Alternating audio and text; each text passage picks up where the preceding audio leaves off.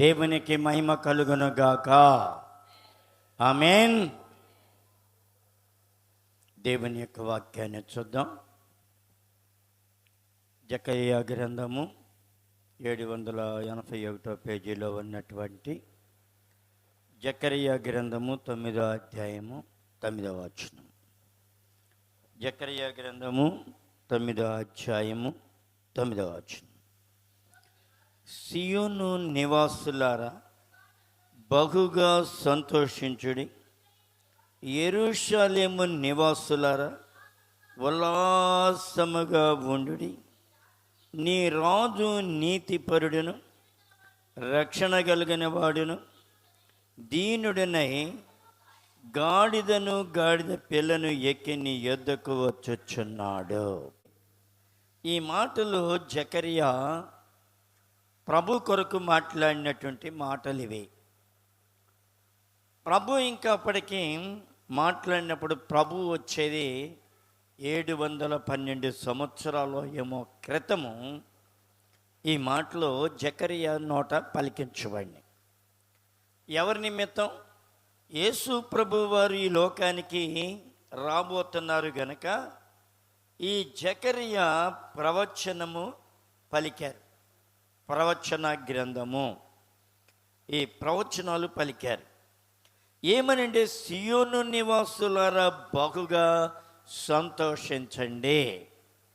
అంటే దేవునికి మానవునికి కనెక్షను చాలా తగ్గిపోయినటువంటి పరిస్థితుల్లో దేవుని యొక్క సహాయము బాగా అందనటువంటి దినములలో ఈ యొక్క జకర్యా ప్రవచిస్తూ అంటున్నారు, సియోను నివాసులారా మీరు బహుగా సంతోషించండి.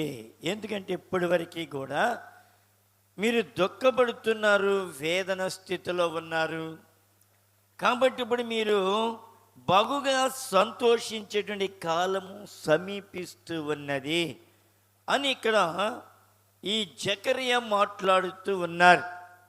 అలాగే మన జీవితంలో కూడా అశాంతిగా ఉన్నటువంటి పరిస్థితుల్లో దేవుడు ఒక నూతనమైనటువంటి కార్యమును చేయదలుస్తూ ఉంటారు.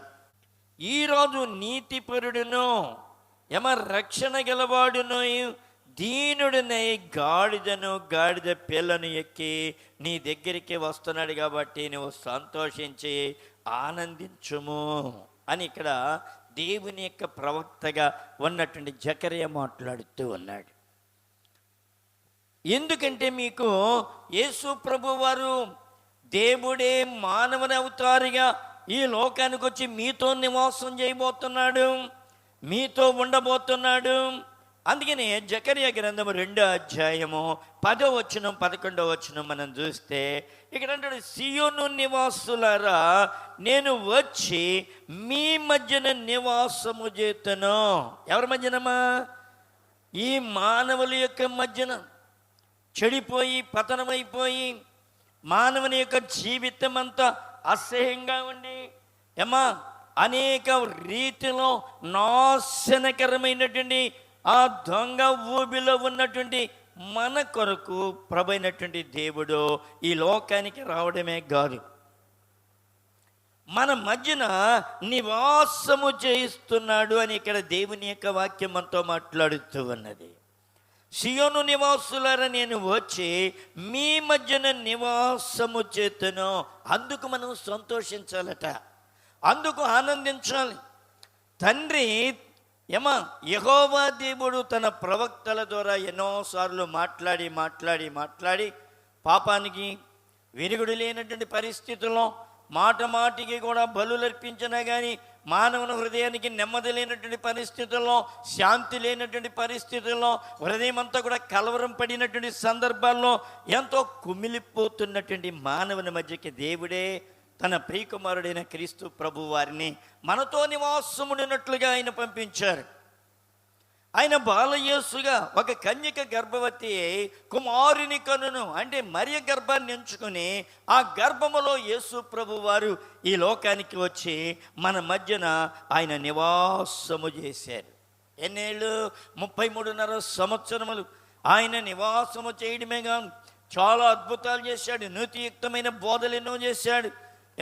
కుంటి వారిని నడిపించాడు, గ్రుడ్డి వారిని చూపుంది ఎలాగ చేశారు, కృష్టివాది వారిని బాగు చేశాడు, చనిపోయిన వారిని సైతము కూడా దేవుడు లేపి బాగు చేసినటువంటి ప్రభు అయినటువంటి యేసు మీతో కూడా నివాసము చేయును అని ఇక్కడ దేవుని యొక్క వాక్యం మాట్లాడుతూ. అందుకని యేసు ప్రభు వారు ఈ లోకానికి వచ్చారని నీతో నాతో మాట్లాడుతూ దేవుని యొక్క వాక్యము మనతో మాట్లాడుతూ ఉన్నది. అందుకని అంటున్నాడు ఇక్కడ 10వ వచనంలో, సీయోను నివాసులారా నేను వచ్చి మీ మధ్యన నివాసము చేతును. అలాగే మన మధ్యన 33.5 సంవత్సరాలు ప్రభు అయినటువంటి దేవుడు మన మధ్యన నివాసం చేశారు ఆయన. అందుకని అంటున్నాడు మీరు సంతోషముగా ఉండుడి. ఎందుకు సంతోషం? ఆయన మీ మధ్యన జీవిస్తున్నాడు. ఆరోగ్యం లేని వారులారా మీరు ఆరోగ్యవంతులవుతారు. చెడిపోయినటువంటి మనసు కలిగిన వారులారా మీరు మీ మనసులో బాగు చేస్తాను, మిమ్మల్ని కుదడబరుస్తాను. అధైర్యవంతులారా మిమ్మల్ని నేను ధైర్యపరుస్తాను. గుండె చెదిరిపోయిన వారులారా మీ గుండెని బలము నేను ఇవ్వగలిగినటువంటి వాడును. ఇదిగో వస్తున్నాను, మీ మధ్య నేను నివాసం చేస్తున్నాను. కాబట్టి మీరు ఎలాగ ఉండాలంట? సంతోషముగా నుండి పాటలు పాడుడి. సంతోషంగా ఉండి మనం పాటలు పాడగలుగుతున్నామా? ఎప్పుడు చూసినా మన హృదయంలో ఏముంటుంది? ఏదో తెలియనటువంటి అలజడి, ఏదో తెలియనటువంటి బాధ, ఏదో తెలియనటువంటి ఒక ఆవేశపూరితమైనటువంటి హృదయములతో మనం నింపబడుతున్నామా? అందుకనే దేవుని వాక్యం మాట్లాడుతూ ఉన్నది. కాబట్టి నేను నివాసం చేస్తాను. కాబట్టి మీరు ఎలాగ ఉండాలంట? సంతోషముగా నుండి పాటలు పాడుడి. ఇదే యెహోవా వాక్కు. దేవుడు అంటున్నాడు మీరు సంతోషంగా ఉండండి, మీరు పాటలు పాడండి. ఎందుకు పాటలు పాడాలి?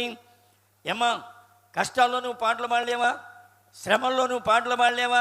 ఇరుకుల్లో ఇబ్బందుల్లో నువ్వు పాటలు పాడలేవా? పౌలు శీలను చాలామంది ఏం చేశారట? కొట్టి బాగా గాయపరిచి ఏం చేశారు? బాగా కొట్టి గాయపరిచి ఆ శరసాల్లో వేసేసి అలాగ బండలు బిగించారనమాట. అంటే కాళ్ళు కానీ చేతులు కానీ కదలటానికి వీలు లేనటువంటి పరిస్థితుల్లో పెట్టారు. పెట్టినప్పుడు ఏం చేశారు వాళ్ళు? మధ్యరాత్రి వేళ అని ఉంటుంది అక్కడ వాక్యం. ఏముంటుంది? మధ్యరాత్రి వేళ. మధ్యరాత్రి వాళ్ళు ఏం చేశారు? మనం మధ్యరాత్రి వేళ ఏం చేస్తాం? పండుకుంటాం. మనకు శోధన వచ్చినప్పుడు ఏం చేస్తాం? పండుకుంటాం. శోధన వచ్చినప్పుడు అయ్యో ఈ శోధన వచ్చింది, కష్టం వచ్చింది, మనం ప్రార్థన చేద్దాం, ప్రార్థన పెంచుకుందాం, వాక్యాన్ని పెంచుకుందాం. అంతకుముందు ఎంత చేసేవాడిని ప్రార్థన?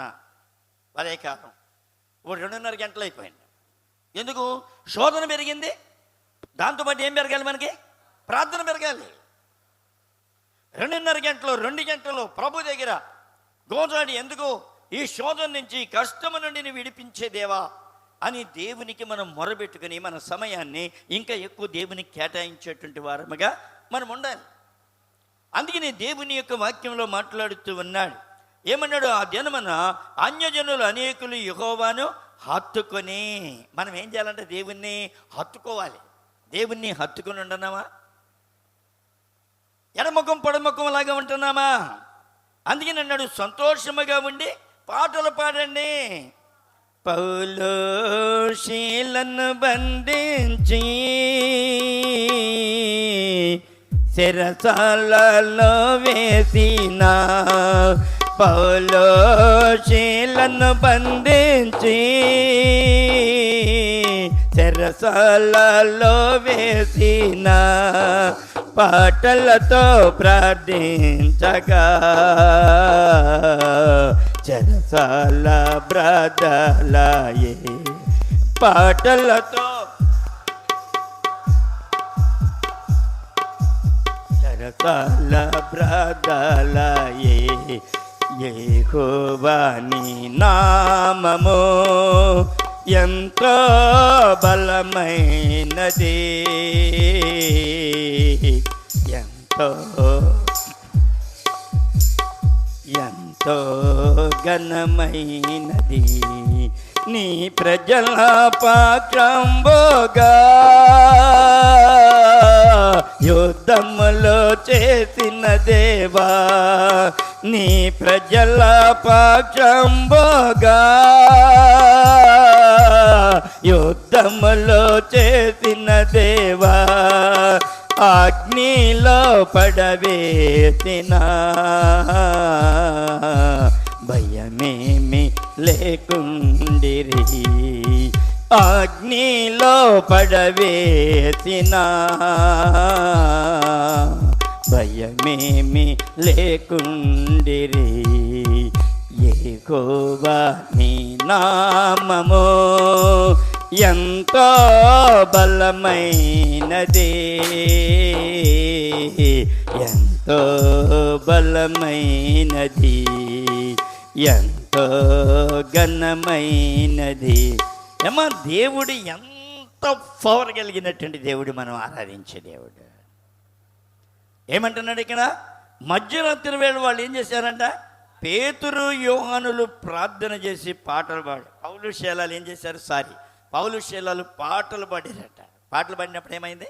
పెద్ద భూకంపం వచ్చింది, సరసాల పునాదులన్నీ కలిగిపోయినాయి, వాళ్ళ సంఖ్యలన్నీ ఊడిపోయినాయి. ఏమైపోయింది? ఎంత అద్భుతం అమ్మా! ఎవరు మార్చమన్నారు? శరసాల నాయకుడే. ఎవరైతే లోపలికి నెట్టి తాళం వేసి బండలు బిగించి ఎవరైతే ఆయన్ని శ్రమ పెట్టి నమ్మకం మాట్లాడాడు. ఓ పోలీసు అయినా ఒక వ్యక్తిని లోపల పెట్టండి, ఎంత నీచంగా మాట్లాడతాడండి? మాట్లాడరా? చాలా నీచంగా మాట్లాడతాడు. అలాంటి శరసాల నాయకుడు ఏమైపోయాడు? మార్పు చెందాడు. అయ్యలారా, నేను రక్షణ పొందాలంటే ఏం చేయాలి? ప్రభుని యేసునందు నీవును నీ ఇంటి వారును ఏం పొందాలి? మారు మనసు పొందాలి, రక్షింపబడాలి. చూడండి, ఇక్కడ దేవుని యొక్క వాక్యం మనం చూస్తే, ఆ దినమున అన్యజనులు అనేకులు యెహోవాను హత్తుకొని, ఎవరి ద్వారా? యేసు ప్రభు వారి లోకానికి రావడం వలన అన్యజనులమైన మనము దేవుణ్ణి హత్తుకు నుండేలాగా చేశారు దేవుడు. ఎలాగండి? హత్తుకు నుండేలాగా చేశారు. ఏమో హత్తుకొని నాకు జనులగుదురు, నేను మీ మధ్య నివాసము చేతును. ఏం చేశారంట? మనము హత్తుకు నుండేలాగా చేశారంట. నాకు జనులయ్యేలాగా దేవునికి జనులయ్యేలాగా చేశారంట. దేవుడు మన మధ్యన నివాసము చేసేలాగా చేశారు దేవుడు. ఏమా నివాసము చేసేలాగా. తండ్రి అయినటువంటి దేవుడు తన బిడ్డలను యెహోవా దేవుడు విడిచిపెట్టలేదు. తర్వాత యేసు ప్రభు వారిని ఈ లోకానికి పంపించి 33.5 సంవత్సరాలు ఉండి వెళ్ళిపోయి ముందు ఏమన్నాడు? నేను ఎడల మీ వద్దక చెప్పండి, మీ వద్దక ఆదరణకర్త రాడు. ఆదరణకర్త అనగా సత్యస్వరూపిగిన ఆత్మ మీ దగ్గరికి వచ్చినప్పుడు అబ్బా తండ్రిని మొరపెట్టించే ఆత్మ, నిన్ను సరిచేసేటువంటి ఆత్మ, నీకు వాక్యాన్ని జ్ఞాపకం చేసేటువంటి ఆత్మ, నిన్ను లైన్లో నిలబెట్టేటువంటి ఆత్మ, నీ ప్రతి బాష్పబిందువు తుడిచేటువంటి ఆత్మ.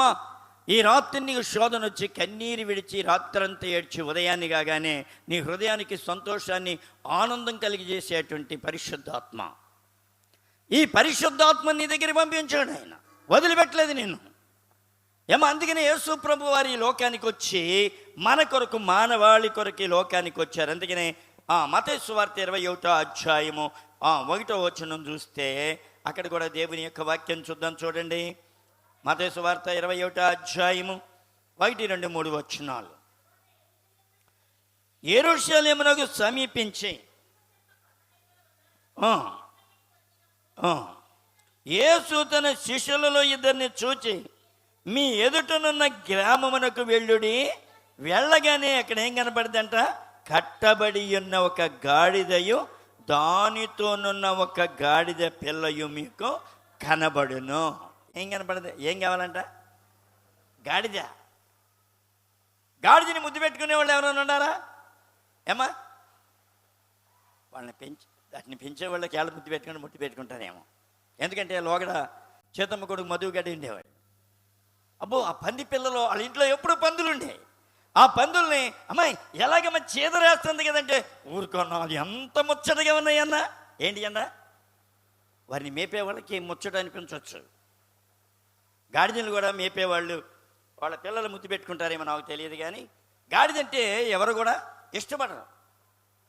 కానీ దేవుని యొక్క వాక్యములో ప్రభు అంటున్నాడు, ఏమన్నాడు? ఒక గాడిద దానితో కూడా ఒక కట్టబడి ఉన్న ఒక గాడిద పిల్ల మీకు కనబడును. వాటిని విప్పి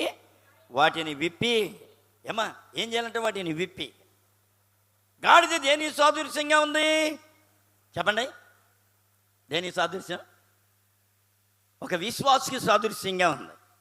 ఇంటికి వెళ్ళాడు దేనికి సాదృశ్యంగా ఉన్నాడు? ఒక సాతానికి సాదృశ్యంగా ఉన్నాడు. కట్లు ఇప్పేవాళ్ళు ఎవరు? కట్లు ఇప్పేవాళ్ళు ఎలాగ ఉన్నాడు? దేవుని సేవకులను పోలి ఉన్నారు వీళ్ళు. దేవుని సేవకుడు కట్లు ఇప్పుతుంటే సాతాను ఊరుకుంటుందా? విశ్వాసి బంధకాల్లో ఉన్నది పడిపోయి పతనవస్థలో ఉన్నటువంటి విశ్వాసి కట్టులు ఇప్పేదంటే ఎవరు? కట్టులు ఇప్పేది దేవుని యొక్క సేవకుడు. వాక్యాన్ని చెప్పి వాక్యాన్ని బోధించి ఆ కట్లు ఇప్పుతుంటే సాతాన్ని ఊరుకుంటుందా? ఊరుకోదు. నా బిడ్డ జోలికి వస్తాను. అదే ఇప్పుడు వచ్చిన దిప్పలు. అదే సాతాను ఇప్పుడు లేపడానికి కారణం ఏంటో తెలుసా? ఎందుకో తెలుసా? నా బిడ్డలు మీరు కట్లు ఎందుకు ఇప్పుతున్నారు అని మీరు ఎవరైనా మిమ్మల్ని అడిగిన ఎడలా ఇది ఎవరికి కావాలంట? ఇది ప్రభువునకు కావాలని చెప్పండి. ఎవరికి చెప్పాలంటే? ప్రభువుకి కావాలి. ఏం కావాలంట? గాడి. ఈ గాడిదకి మనకి దగ్గర పోలికలు ఉన్నాయి.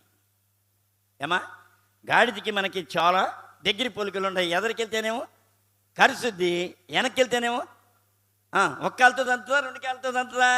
ఎప్పుడైనా చూసారా గాడిద ఎగిరి తంతం? ఎవరైనా చూసారా? అరే ఇంతమందిలో ఎవరు ఒక్కళ్ళు కూడా చూడలేరా? ఆయన చూశాను. ఒక్క కాలుతో తంతా, రెండు కాలుతున్నా, రెండు కాళ్ళతో ఎత్తి ఏం చేస్తాయి? నేను చిల్లర కొట్లో గుమ్మస్తాగా ఉన్నప్పుడు అక్కడ ఉన్నటువంటి ఉల్లిపాయ తొక్కు ఆ ఇత్తనాలన్నీ సాయంత్రానికి ఊడ్చి ఆ బెల్ల బొట్టలు దులిపినటువంటి బెల్ల బొట్టలు ఆ చెరుకు తుక్కు ఇవన్నీ కలిపి అక్కడ పోసేవాళ్ళం. రోడ్డు మీద ఒక పక్కన పోస్తే అక్కడికి ఏమొచ్చాయి? పందులు వచ్చాయి, గాడిదలు వచ్చాయి తినటానికి. ఒకరోజు ఆ గాడిద వచ్చేసి ఇలాగే ఆ తుక్కుబోగుంటే ఇలాగ తిరిగి ఈ తుక్కుబోగు అంతా తింటుంది. ఈ తుక్కుబోగు ఇక్కడ దాకా ఉంది. ఇది తినుకుంటా ఇక్కడ దాకా వెళ్ళింది గాడిది. దీని వెనకాల ఏమొచ్చింది? పంది వచ్చింది. దీని వెనకాల మెల్లికి ఇది కూడా అని కూడా మేసుకుంటే ఇక్కడికి వచ్చింది. వచ్చేటప్పటికి మనం కూడా అలాంటి వాళ్ళే కదా. ఎవరిని ఎక్కడ దెబ్బ కొట్టాలో మనకు బాగా చెప్పండి తెలుసు. గాడిదకి కూడా తెలుసు. ఈ గాడిద ఇక్కడ దాకా వచ్చేసింది. ఈ గాడిద రెండు కాళ్ళ దగ్గర రానిస్తుందో చూస్తుంది. నేను చూస్తున్నాను, అలాగే చూస్తున్నాను. దాన్ని ఇంకా ఏమవుతుంది? దగ్గర రానిచ్చి అందుబాటులోకి రానిచ్చి రెండు కాళ్ళతో ఎగిరొక్క తన్నుదంటే కిలోమీటర్ల దూరం పారిపోయింది. ఎంత దెబ్బో తెలుసా? మనం కూడా అలాంటి వాళ్ళమే. అందుకని గాడిదకి మనకి దగ్గర చాలామంది ఏమంటారు? కోతి నుండి వచ్చాడు మానవుడు, కోతి నుండి రాలేదు. కోతి ఏమంటారు? ఏమన్నా చిన్న కొన్ని పనులు చేసినప్పుడు, కోతి చేష్టలు చేసినప్పుడు ఏమంటారు? మరే అన్ని కోతి చేష్టలు చేస్తున్నవరా అంటారు. అవునా? దేవుని యొక్క సన్నిధిలో ఎలాగుంటుంది? ఈ గాడిద ఎగిరి యొక్క తన్నిదంతే అడ్రస్ లేకుండా పారిపోయిందండి. Same ditto. అందుకని మన ఈ కోతి చేష్టలు కాదు కానీ ఏం చేష్టలు చెప్పండి? గాడిద చేష్టలు. చూడండి, గాడిద మన పిల్లలు సరిగ్గా చదువుకోకపోతే ఏమని వాడతావు నువ్వు పదం? అడ్డగాడిద. నీకు చదువు రాదురా టీచర్ అంటది.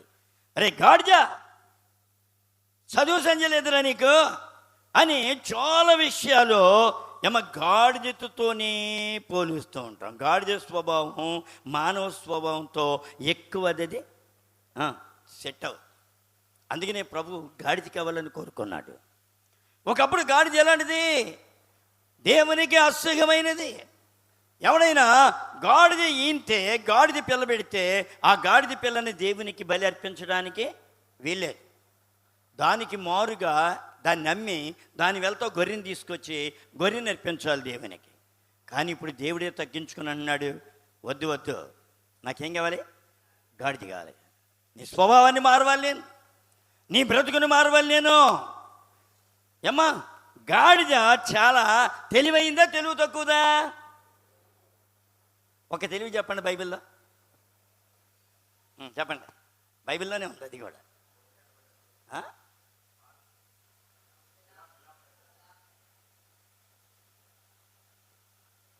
ఏమన్నాడు? యెషయా గ్రంథం 1:2 అంటాడు. ఏమంటాడు? గాడిద తన సొంత వాణి దొడ్డితే లేను. అప్పుడప్పుడు మన పిల్లలు తప్పిపోతారు కానీ గాడిద స్ట్రైట్గా తన యొక్క యజమాని దొడ్లోకే చెప్పండి వెళ్దా వెళ్ళదు, ఎక్కడ తిరిగినా కానీ. అందుకని గాడిదని మనం తెలివైందిగానే ఎంచాలి. బలమైంది గుర్రమా గాడిదా? ఏం చెప్పాలి మీరు? గుర్రం కదా, గుర్రం. ఎందుకు బలమైంది గుర్రం? చెప్పమ్మా, గుర్రం అన్నా చెప్పు. ఎందుకు బలమైంది గుర్రం? గుర్రం బలమైంది కాదు, గాడిదే బలమైంది. ఆ దినాల్లో బరువులు మోయటానికి దేన్ని వాడుకున్నారు? గాడిదనే. రజకులు బట్టలో తీసుకెళ్ళటానికి తీసుకురావడానికి గాడిదలను ఉపయోగించేవారు. తర్వాత వ్యాపారులు వాళ్ళ సామాగ్రిని వేసుకెళ్ళటానికి తీసుకురావడానికి గాడిదలు వినియోగించేవాళ్ళు. అప్పుడు ట్రక్కులు లేవు, వాహనాలు లేవు. అందుకని గాడిద చాలా బరువు మోయగలిగింది. గుర్రం అన్నారు కదా, గుర్రం పరిగెత్తగలరు అంతవరకే. కానీ గాడిద దాని మీద ఎంత బరువు వేసినా దాని ఈపు మీద, ఎప్పుడైనా గుర్రం ఈపు మీద బరువు వేయటం చూసారా మీరు? చూడం. కానీ గాడిద మీద రోళ్ళు అమ్ముతారు, రోకళ్ళు అమ్ముతారు. అంటే బరువు మోయగలదని.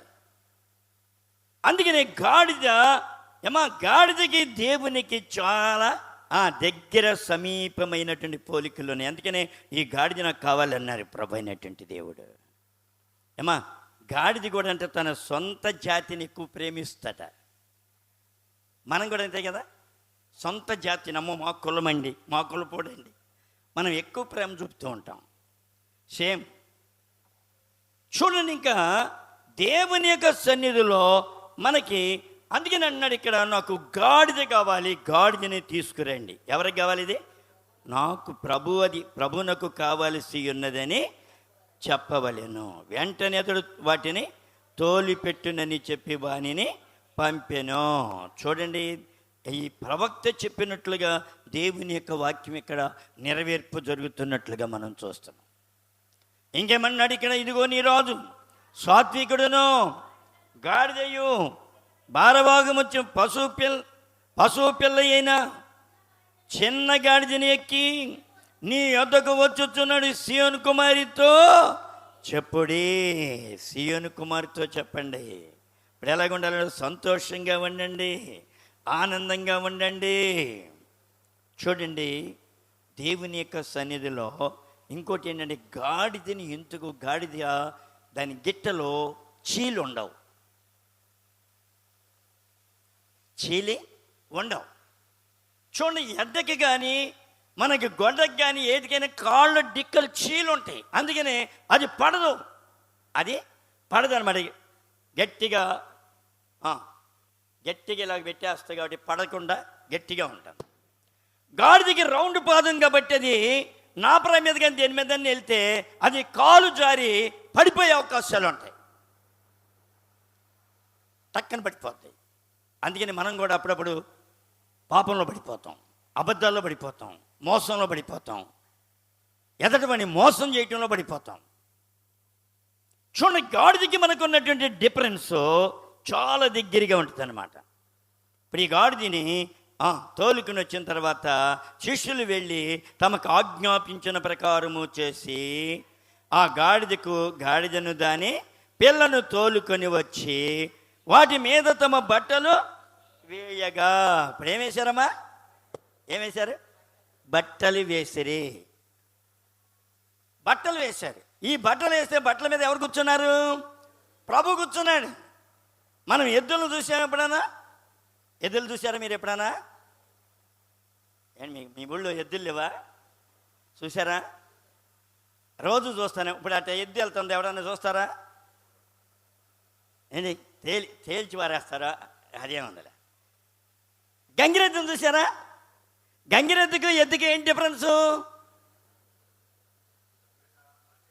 గంగిరెద్దు అలంకరించబడింది, ఎద్దు సామాన్యంగా ఉంది. ఈ సామాన్యంగా ఉన్నటువంటి ఎద్దు వెళ్తుంటే పిల్లోడు పట్టించుకోడు, పెద్దోళ్ళు పట్టించుకోరు, ఎవరు పట్టించుకోరు. ఒక గంగిరెద్దు వెళ్తుంటే వెళ్ళేవాడు కూడా ఆగి చూస్తాడు. ఎందుకు? అది అలంకరించబడింది, ఎద్దే గంగిరెద్దు అయింది. నీ జీవితంలో, నా జీవితంలో ప్రభైనటువంటి యేసు మన మీద ఉన్నప్పుడు నేను అనేకులకి ఆశీర్వాదకరంగా ఆకర్షితంగా ఉండగలం. ఈ గంగిరెద్దుని దాన్ని తీర్చి ఒక ఎద్దుని గంగిరెద్దుగా చేయాలంటే దానికి ఎన్ని తర్పీదులు చేస్తారో తెలుసా? దాని తర్పీదు ఏమా అవి ఏంటి? వాటికి ముక్కు దూలం ఉంటుంది, ఎప్పుడైనా మీరు చూసారా? పొగరుమూతి గిత్తలు అవి, చాలా పొగరుమూతి అనమాట అవి. మనం కూడా చాలా పొగరుమూతి గిత్తలం. బస్ కొట్టామంటే అంతే కదా. చూడండి, ఈ గంగిరెద్దులు ఎలాంటి అందరిని పొడి చేస్తుంటే ఆ గంగిరెద్దులకి ఈ తోడుని ఇచ్చేసాయా, మీరేం చేస్తారో చేయండి అండి. ఈ గంగిరెద్దు ఎంత బుస్సగొడద్దో తెలుసా? దీన్ని ఏం చేస్తారో తెలుసా? బాగా లోతైనటువంటి నీళ్ళల్లో ఆ చెరువులో దాన్ని దిగేసి పెచ్చ కొట్టుడు కొడతారు, ఒడ్డుకి ఎక్కకుండా. మేత ఉండదు. దాని చుట్టూ కర్రలు తీసుకుని ఉంటారు, ఎక్కడ ఒడ్డెక్కకుండా కొట్టి కొట్టి కొట్టి వాళ్ళు దానికి ఏమి నేర్పుతున్నారు? అమ్మగారికి సలాం చేయనంగానే టిట్టిట్ట నేర్పుతున్నారు. చూసారా గంగిరెద్దుల ఆట? మీరు చూసారా? గంగిరెద్దుల ఆట ఆడతారు. వాడు పడుకుని ఉంటాడు, వాడి మీద కాలు ఇలా పెట్టాలి. బాగా దొక్కితే ఏమవుతాడు? చచ్చి ఉడుకుంటాడు. కానీ తొక్కనే పడదు. తొక్కిందో అది సాయంత్రానికి అవుతే కది తర్పీది. ఇదంతా నీకు నాకు ఏమిచ్చాడు ప్రభు? తర్పీది ఇచ్చాడు. ఎందుకు ఇచ్చాడు? నీ పొగరంతా తీయటానికి, నా పొగరు తీయటానికి. అర్థమవుతుందా మీకు? అందుకే గాడిది కావాలి. అందుకే నిన్ను అలంకరిస్తున్నాడు ప్రభు అయినటువంటి దేవుడు. శోధన ద్వారా, కష్టాల ద్వారా, శ్రమల ద్వారా ఏం చేస్తున్నాడు? నిన్ను దానికి ఒక గంగిరెద్దుకి, ఒక ఎద్దుకి గంగిరెద్దుగా చేయాలంటే కనీసం మినిమం ఆ తర్పీదే కాకుండా 2 గంటలు, గంటన్నర టైం పడుద్ది. నేను చూశాను. డాబా మీద ఉండి ప్రార్థన చేస్తా చూస్తున్నాను. ఒక ఎద్దుని తీసుకొచ్చారు మా ఇంటి పక్కన అటు ఖాళీ స్థానంలో. ఏం చేశారు? ఆ ఎద్దుకి ముందు గంటలు పట్టి కట్టాడు, కాళ్ళకి గజ్జలు కట్టాడు, తోక దగ్గర బెల్ట్ వేసాడు, అటు ఇటు బట్టలు వేసాడు, ఆ గోపురాన్ని సరిచేశాడు, దానికో దండేశాడు, ఎదరకుండా అలంకారం పెట్టాడు, కొమ్ములికి జుట్టాడు. అబ్బా ఎంతండి! ఈ అలంకరణ వలన ఏమవుతుంది? అనేకులు గంగిరెద్దు వైపు చూస్తూ ఉంటారు. అలాగే నిన్ను అలంకరిస్తున్నాడు దేవుడు. ఎందుకు? నిన్ను అనేకులు చూడాలి. నా ప్రియమైనటువంటి కుమారుడు. అందుకని ఏబు గురించి దేవుడు ఏమన్నాడు? నా సేవకుడైన ఏబుని నువ్వు చూసితివా? ఎందుకు? అలంకరించేశాడు. వండర్ఫుల్, చక్కగా అలంకరించాడు. అందుకనే ఇక్కడ ఎలాగుంది ఆయన పరిస్థితి ఎలాగుంది? దేవుణ్ణి గెలిపించాడు ఏబు. అలాగే మన జీవితంలో దేవుణ్ణి గెలిపించగలుగుతున్నావా? దేవుణ్ణి గెలిపించగలుగుతున్నావా? పడిపోతున్నావా? ఓడిపోతున్నావా? ఎన్నిసార్లు ఓడిపోయాం, ఎన్నిసార్లు పడిపోయాం. దేవుని యొక్క వాక్యములో మనం చూస్తే ఏమంటున్నాడు ఇక్కడ? శిష్యులు తమకు ఆజ్ఞాపించిన ప్రకారము చేసి ఆ గాడిదను దాని పిల్లను తోలుకొని వచ్చి వాటి మీద ఏమేశారండి? బట్టలు వేయగా. దేవుడు నిన్ను నన్ను అలంకరిస్తూ ఉంటాడు. దేవుని సంధిలో అలంకరించినప్పుడు ఆయనకి మహిమకు పాత్రుడిగా నువ్వు అయిపోతావు. అందుకని అంటున్నాడు ఇక్కడ, ఏమంటున్నాడు ఇక్కడ? ఆయన బట్టల మీద కూర్చుండెను. బట్టల మీద కూర్చుండెను. జన సమూహములోను అనేకులు తమ బట్టలు దారి పొడుగున పరచిరే. కొందరు చెట్ల కొమ్మలు నరికి దారి పొడుగున పరచిరే. ఇప్పుడు ఈ గాడిద అంతకుముందు ఎక్కడ నడిచేది? అసహ్యమైన స్థలాల్లో నడిచేది. ఎప్పుడు నడి రోడ్డు మీద గాడిద నడవదు. సైడ్ అక్కడ పేడ ఉండొచ్చు, ఏమైనా ఉండొచ్చు, అవి తొక్కుకుంటే వెళ్ళిపోద్ది. దానికి రోత గీత అని ఏముంది తెలుసా? తెలియదు. మనం మారు మనసు లేనప్పుడు ఒక పాపం అది తప్పని మనకి తెలుసా? తెలీదు. తాగుడు తప్పని తెలుసా? తెలీదు. అబద్ధాలు తప్పని తెలుసా? తెలీదు. ఇదేది తెలియకుండా ఆ గాడిదలాగా మనం జీవించాం, గాడిదలాగా బ్రతికాం. ఇప్పుడు ప్రభు అయినటువంటి దేవుడు ఆ గాడిద మీద కూర్చోగానే ఏమొస్తుంది? వస్త్రాలు వచ్చినాయి, రోడ్డు మీద కొమ్మలు వచ్చినాయి, గాడిద మీద వస్త్రాలు వేయబడినాయి.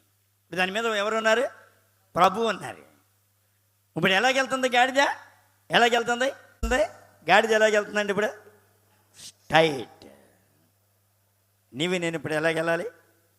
స్ట్రైట్. ఇదివరకు అన్నీ అన్నీ వంకరదారులు, రోడ్డు మార్జిన్, తప్పులు ఎదుక్కోవడం, తప్పులు చేసేయడం. కానీ ఇప్పుడు దేవుడు మన మీద ఉన్నందువలన మన ఎలా నడిపిస్తున్నాడు? స్ట్రైట్ మార్గంలో నడిపిస్తున్నాడు ఆయన. ప్రభు ఆ గాడిద మీద ఉన్నాడు. పెనుమూడి బొల్లెద్ది జాన్ గారు సువర్తపురం ఆ మీటింగ్లకి వెళ్ళేటప్పుడు ప్రార్థన చేస్తూ ఉండాడు. ఏమని? ప్రభా మీరు నా మెళ్ళ మీద ఉండండి, ప్రభా మీరు నా మెళ్ళ మీద ఉండండి అయ్యా. ఆ గాడిద మెళ్ళ మీద ఎలాగున్నారో నా మెళ్ళ మీద అలాగుండండి ప్రభుని ఏడ్చి ఏడ్చి ఏడ్చి 2-3 దినాలు ఉపవాసం ఉండి బయలుదేరుతూ ఉండేవాడు. అలాగే రేపల్లో వచ్చి బయలుదేరి పెనుమూడి నుంచి రేపల్లో వచ్చి ట్రైన్ ఎక్కి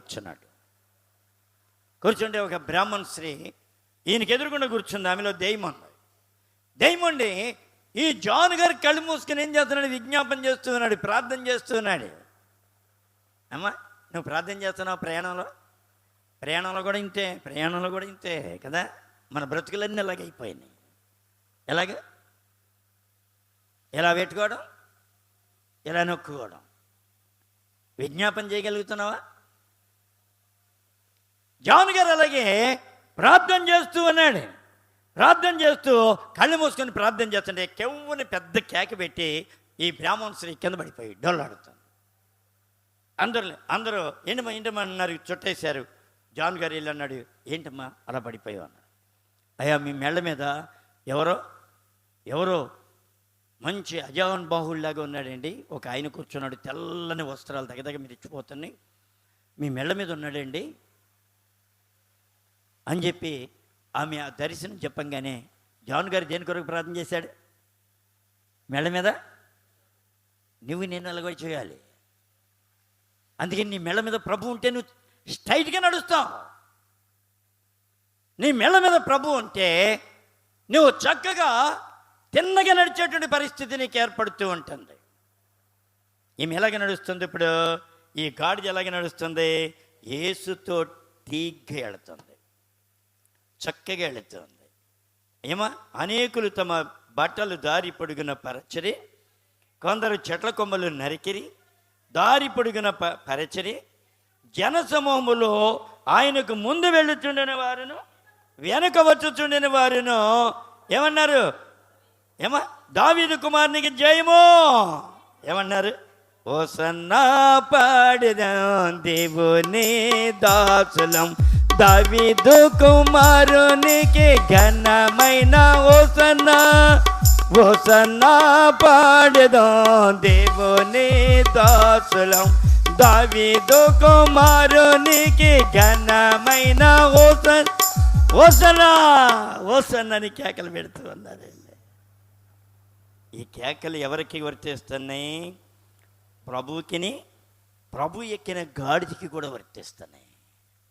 నేను నా జీవితంలో ప్రభుని కలిగితే చూడండి ఎంత దేవునికి మహిమగా జీవిస్తావు. ఏమంటున్నారు? దావీదు కుమారునికి జయము అన్న చోట కింద ఏమన్నాడు? హోసన్నా. ఇంకేమన్నాడు? ప్రభు పేరట వచ్చువాడు స్తుతింపబడునుగాక, సర్వోన్నతమైన స్థలములో జయము అని కేకలు వేయుచుండేది. అబ్బా ఎంత గొప్ప మహిమతో నింపాడమ్మా వారిని. నన్ను కూడా అలాగే నింపటానికి గాడిద కావాలని ప్రభు కోరుకుంది. దేన్ని కోరుకోలేదు ఆయన? గుర్రాన్ని కోరుకోలేదు, రథాన్ని కోరుకోలేదు. దేన్ని కోరుకున్నారు? చెడిపోయి పతనావస్థలో ఉన్నటువంటి మానవుని జీవితాన్ని బాగు చేయడం కొరకు ఏం కావాలన్నాడు? గాడిద నాకు కావాలి, గాడిద. అందుకని ఇక్కడ మనం చూస్తే లోకాసు వార్త 19వ అధ్యాయము 39-40 చూడండి. 39-40. ఆ సమూహములో ఉన్న కొందరు పరిసయ్యులు బోధ కూడా నీ శిష్యులను గద్దించుమని ఆయనతో చెప్పగా ఏమన్నారు? ఇక్కడ దేవుని స్తుతిస్తుంటే ఏమన్నారండి?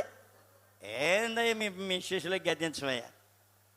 మనం ఆరాధన పెడుతుంటే వాళ్ళకి ఏమన్నారు? మాకు గిట్టదండి, ఇది అసలు చెట్టు కాదు మాకు. బ్రాందీ షాపులు ఎన్ని పెట్టారు? దగ్గర బ్రాందీ షాప్ పెట్టారు, మంచి సెంటర్ అది. అరవపల్లి రోడ్లోకి వెళ్ళే దారిలో మంచి సెంటర్ అది.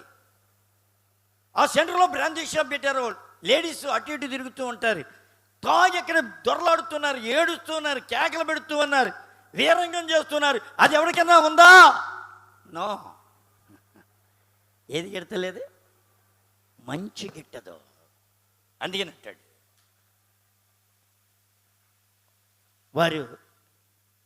వారికి వెలుగు గిట్టదు అన్నాడు. వారి క్రియలు చెడ్డవి గనక వెలుగును దేశించుదురు. మా మనోభావాలను దెబ్బతింటానికి కారణం ఏంటి? నీ చెడుతనం అక్కడ పొడుచుకుంటుంది. అందుకని మాకు గిడతలేదు. చూడండి, దేవుడు ఏమంటున్నాడు? నువ్వు చెడిపోయిన నిన్ను నేను బాగు చేస్తాను, రా నా దగ్గర, కొన్ని కట్లన్నీ తీసేసి రమ్మంటున్నాడు. ఇక్కడ కూడా దేవుని యొక్క వాక్యం ఏం చదివిస్తుంది? ఆ సమూహములో ఉన్న కొందరు పరిసయ్యులు, బోధకుడా నీ శిష్యులను గద్దింపమని ఆయనతో చెప్పగా ఆయన ఏమన్నాడు? ఆయన వారిని చూచి ఊరకుండిన ఎడలో ఈ రాళ్ళు కేకలు వేయునని మీతో నిశ్చయముగా. అందరూ చప్పట్లు కూడా దేవుని మహిమ పలుకుతారు.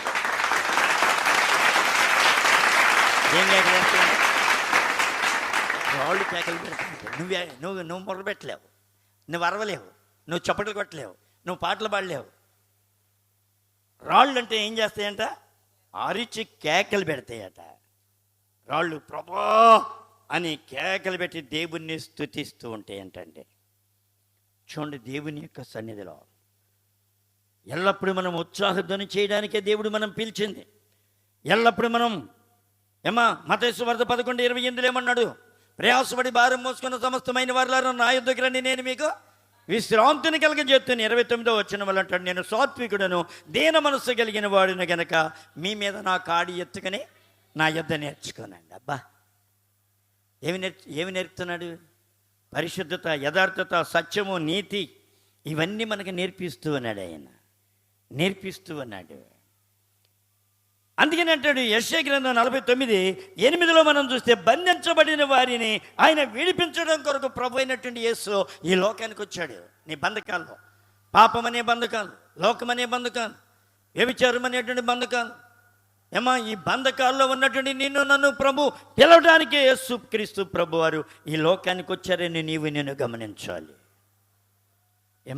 చెడిపోయినటువంటి గాడిద, పతనమైపోయినటువంటి పరిస్థితుల్లో మనం ఉన్నటువంటి వారిని మనల్ని తీర్చిదిద్దడానికి ప్రభు అంటున్నాడు, నాకు ఆ గాడిదే కావాలి, నాకేది అవసరం లేదు.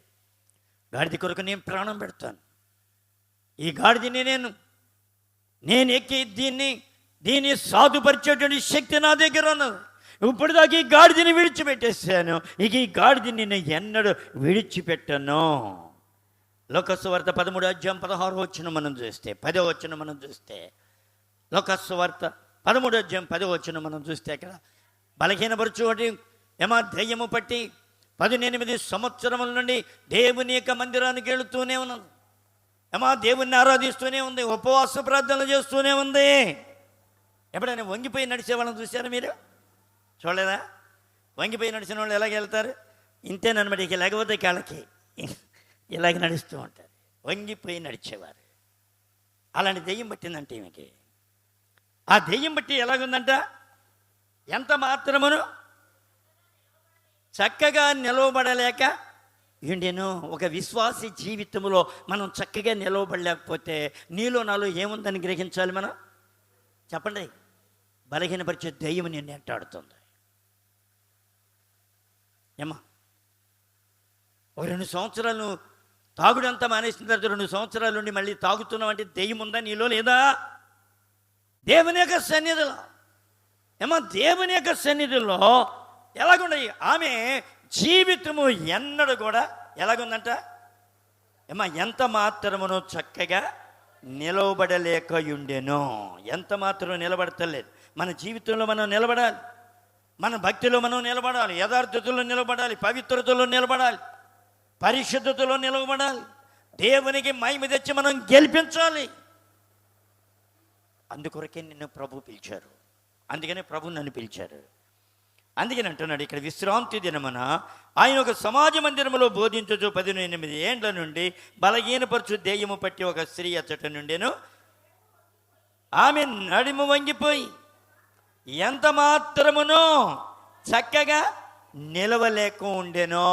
చక్కగా ఏమా భక్తి అనేది చక్కగా చెడు నేర్చుకోవాలి. చేస్తున్నాం చక్కగా ఉందా చక్కదనం? మనం ఏదో ఇంటి దగ్గర 4 సార్లు సోపు రుద్దుకుని 6 సార్లు పౌడర్ రుద్దుకుని వచ్చేది కాదు ఈ చక్కదనం. కానీ ఏమన్నాడు ఇక్కడ? ఆమె చక్కగా నిలవబడుకుండెను. యేసు ఆమెను చూచి రమ్మని చెప్పి అక్కడేమన్నాడు? దాన్ని కట్లు పదేసి దాన్ని తోలుకు రండి అంటున్నాడు. ఎక్కడేమన్నాడు? రమ్మని ఆమెను చూచి రమ్మని పిలిచి, అమ్మా నీ బలహీనతల నుండి విడుదల పొంది ఉన్నామని ఆమెతో చెప్పి ఆమె మీద చేతులుంచగానే ఆమె చక్కగా నిలబడి దేవుణ్ణి మహిమపరచెను. ఈ 2 మనలో ఉండాలి. ఒకటి ఏంటి చెప్పండి? ఇప్పుడు చెప్పాను కదా, ఇప్పుడేంటి? ఒకటి చక్కగా నిలబడాలి, 2 దేవుని మహిమపరచాలి. నీ జీవితంలో ఎక్కడికి వెళ్ళినా ఏం చేసినా దేవుణ్ణి మహిమపరచాలి. అలాంటి మెట్టు నీ జీవితంలోకి రావాలి. అందుకని అంటున్నాడు ఇక్కడ, ఆమె చక్కగా నిలబడి దేవుణ్ణి మహిమపరచెను. చూడండి, దేవుణ్ణి చక్కగా మహిమపరిచింది. ఏమా దేవుని యొక్క సన్నిధిలో దేవుణ్ణి మహిమపరిచేటువంటి మెట్టు మనకు ఉండాలి. ఈమె ఎవరి కుమార్తె అంట? ఎవరి కుమార్తె అని చెప్పాడు? ఇదిగో 16 వచనం మనం చూస్తే, ఇదిగో 18 ఏండ్ల నుండి సాతాను బంధించిన అబ్రాహాము యొక్క కుమార్తె. నీవు నేను ఎవరి కుమార్తెను? అబ్రాహాం కుమార్తెను. ఎందుకు అబ్రాహాం కుమార్తెలమయ్యాం? దేవుణ్ణి మనం నమ్మాం కాబట్టి మనం అబ్రాహాం సంతానంలో చేర్చబడ్డాం. అబ్రాహాం కుమారుడు కుమార్తెగా అయ్యాం. కానీ ఏమైపోయిందంట? ఇదిగో 18 ఏండ్ల నుండి సాతాను బంధించిన అబ్రహాము యొక్క కుమార్తె.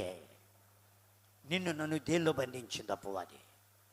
ఆ బంధకాల నుంచి దేవుడు విడిపించడానికి ఇంకేమంటాడు చూడండి, 42వ కీర్తన యెషయా గ్రంథం 42:6-7 మనం చూస్తే, సాతాను మనల్ని పూర్తిగా తన ఆధీనంలో కూడా బంధించింది.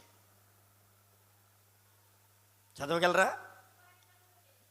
గ్రుడ్డి వారి కన్నులు తెరుచుడగును, బంధింపబడిన వారి ఏలుపలకి తెచ్చుడగును. యేసు ప్రభు వారి లోకానికి వచ్చారు నీ బంధకాల నుండి విడిపించడానికి. అందుకని గాడిదింది కట్లుపదేశ తీసుకురండి అని చెప్తున్నారు. 22వ వచనం చూస్తే దేనిలో బంధించిందో చూద్దాం. అక్కడ ఏమంటాడు చూడండి, బంధింపబడి దోపుడు సమ్మాయను ఎవరునూ తప్పించుకొనకుండా అందరూ గుహలో చిక్కుబడి ఉన్నారు. ఇంకేమన్నాడు? దోపుడు పాలైరి, విడిపించువాడు ఎవడునూ లేడు, అపహరింపబడిరి, తిరిగి రప్పించమని చెప్పువాడు ఎవడునో లేడు. చూడండి, అలాంటి స్థితిలో సాతాను బంధించింది. ఆ బంధకాల్లో ఉన్నటువంటి నిన్ను నన్ను ప్రభువైనటువంటి యేసు బయటికి తీసుకుని వచ్చాడు. ఏమ్మా, గాడిద లాంటి స్వభావం, గాడిద లాంటి బ్రతుకు, ఈ బ్రతుకులో నుండి దేవుడు నిన్ను నన్ను విడిపించడానికి ఆ పాపిష్టి బ్రతుకు నుండి ప్రభు నిన్ను నన్ను విడిపించారు. దానికి మనం కృతజ్ఞత కలిగి దేవునిలో నమ్మకంగా ఉండి మన దేవునికి మహిమ తెద్దాం, మన దేవుని పక్షముగా నిలిచేద్దాం. ఈ మాటలు ప్రభు తన వినికిడిలో దీవించునుగాక. ప్రార్థన చేసుకుందాం. తల్లు వంచండి. ప్రభునందు ప్రియమైన సహోదరి సహోదరుడా,